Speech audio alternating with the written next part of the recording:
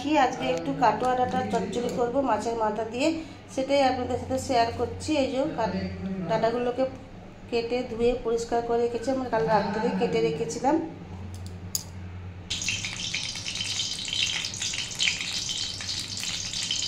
আমি এদিকে তেলটা বসিয়ে দিয়েছি মাছের মাথাটা ভাজবো বলে।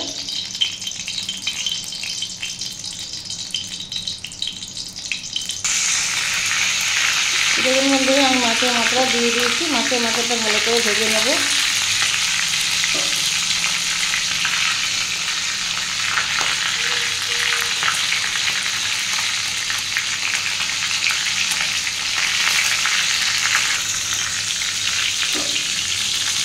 বন্ধুরা, আমার মাছের মাথাটা ভাজা হয়ে গেছে।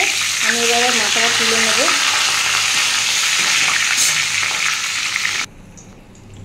এই তেলেই আমি একটা শুকনো লঙ্কা ফোড়ন দেবো।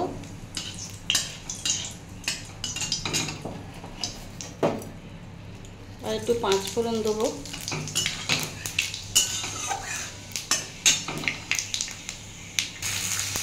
এর মধ্যে বন্ধুরা আমি আলু, পেঁয়াজ,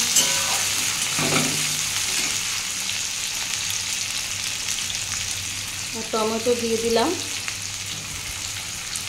যে বন্ধুরা, এটা ভালো করে একটু ভেজে নেব।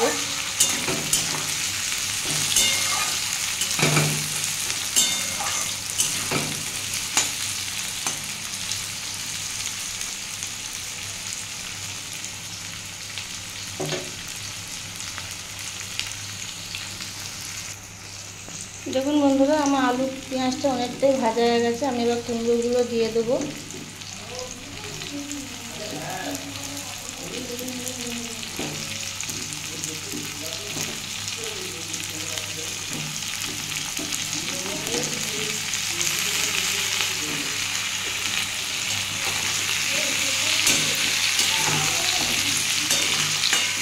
কুমড়ো দিয়েও খানিকক্ষণ আমি ভেজে নেব।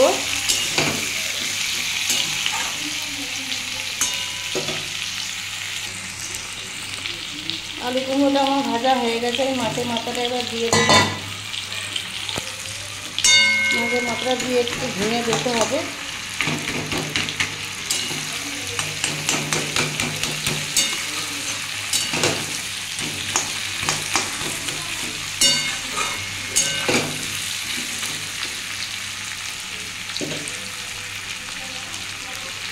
এর মধ্যে আমি 1 চামচ জিরে গুঁড়ো,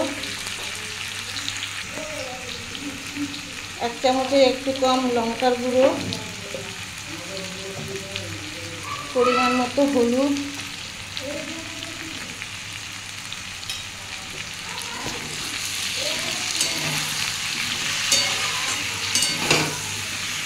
সব দিয়ে বন্ধুরা একটু কষিয়ে নিচ্ছি।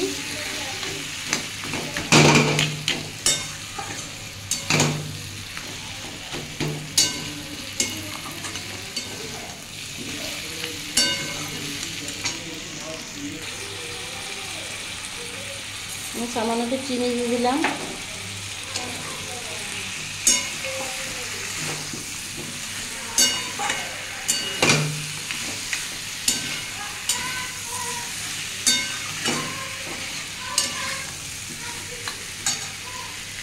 এবার কাটোয়া ডাঁটাগুলো দিয়ে দেবো।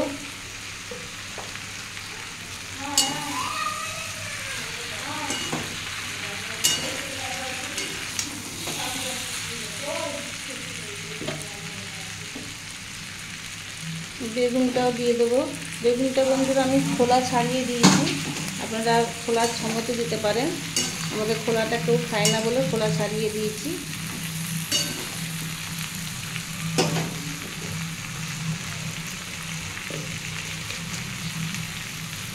এর পরিমাণ মতো নুন দিয়ে দেবো।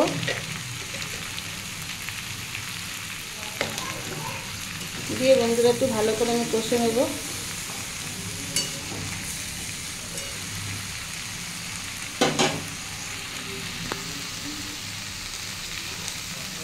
আমি একটু চাপা দিয়ে দেবো খানিকক্ষণ কষাতে কষাতে।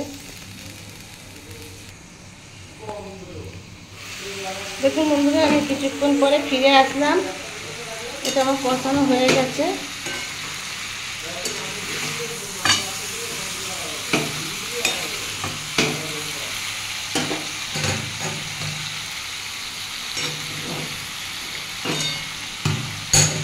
আমি এবার এর মধ্যে সেদ্ধ হওয়ার জন্য জল দিয়ে দেবো।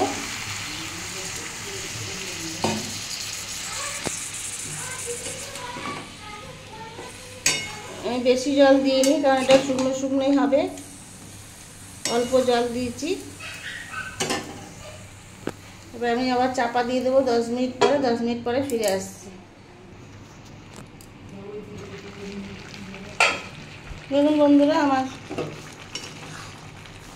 শাকটা নরম হয়ে গেছে, ডাঁটাগুলোও সেদ্ধ হয়ে গেছে।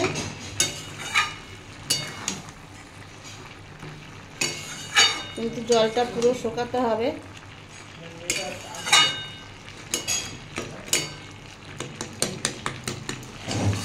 আর একটু শুকনো হবে।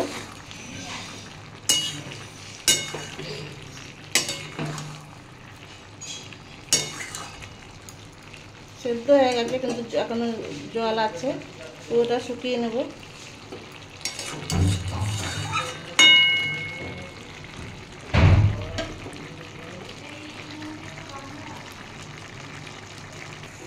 দেখুন বন্ধুরা, আমার কাটো ডাঁটার রেসিপিটা একদম রেডি হয়ে গেছে, একদম শুকনো হয়ে গেছে।